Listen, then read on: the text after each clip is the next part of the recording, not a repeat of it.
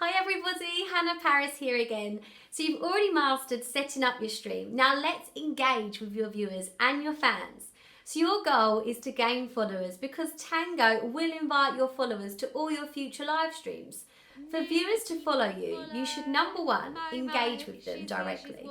I like to welcome all of my viewers personally when they join my stream. Number two, ask your fans how they're doing, where they're from start to a personal conversation. And create a deep conversation and a deep connection.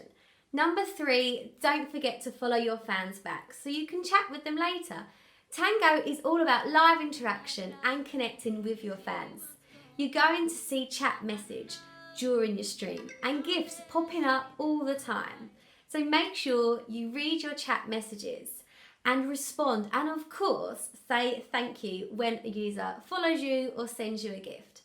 Now time to go meet your fans.